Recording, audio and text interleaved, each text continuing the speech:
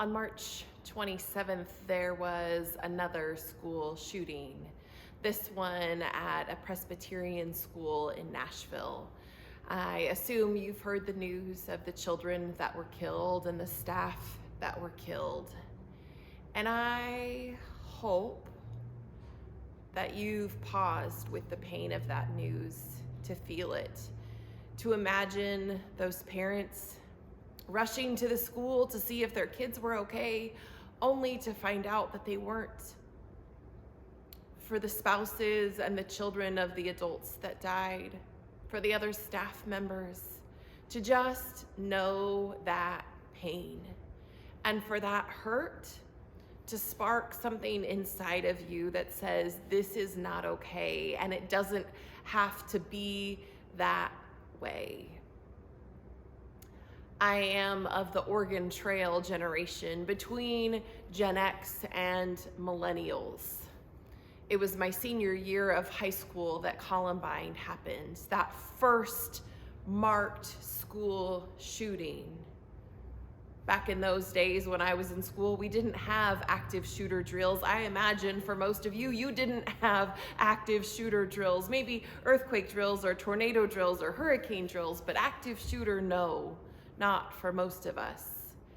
And yet, for our kids and our grandkids, my kids, active shooter drills are a regular occurrence. In January, I was the preacher at a youth event at Twinlow Camp and Retreat Center in Idaho, and we were talking about justice that weekend. And I talked about sort of micro level justice, interpersonal justice, but also macro level justice, where we seek to make institutional change. And I talked about the work of the United Methodist Church, where we as a collective people have sought to do greater good, where we've sought to change laws, where we've sought to change policies so that the realities of our world in our different countries might be changed. I talked about the work that we did on apartheid South Africa and how we used our political power as investors through our pension plan for all of our clergy to make our voice known, and how some of the pressure that we applied was part of bringing about greater change for apartheid South Africa. And then I talked to those teenage students about things that we might want to make change on now, climate change or gun control or other options. And we paused for a minute to talk about gun control. I asked them, how many of you have done an active shooter drill in school? And every hand was raised. And I asked them, how many of you have had an active shooter alert or threat on your school campus? And about half of them raised their hands. A viable threat in their school day. Half of them. Now, there weren't millions or even thousands of students there, but still half of them had had an actual threat on campus.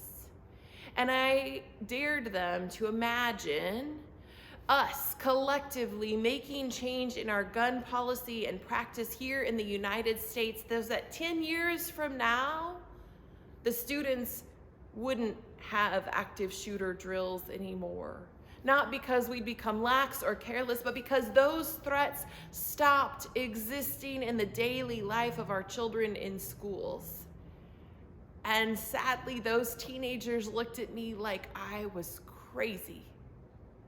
They couldn't even imagine that kind of substantive change, so that active shooter drills weren't a reality in their daily lives. I'm gonna ask you, if you could imagine that.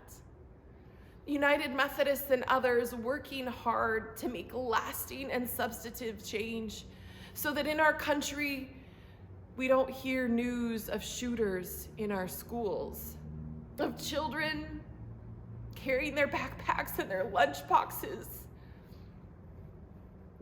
shot and killed, trying to learn their alphabet or addition and subtraction.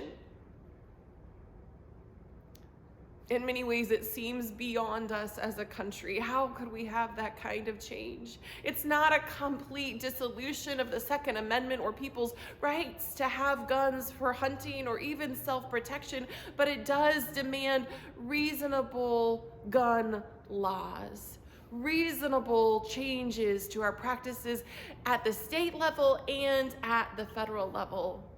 I know this can be a contentious issue. I know some people think that the church shouldn't be political, but I would say that this should not be our reality, that this is not the good news of God's kingdom here on earth where children and adults are shot regularly. And I think we have to dare to make a difference, to take action, to reach out to our legislators, to our representatives, so that some kind of substantive change might happen. Included with this devotional are some options for how you might take action. Connecting to the United Methodist Church and our political action here in the United States, connecting to other groups who are seeking to make substantive change so that this is no longer our reality.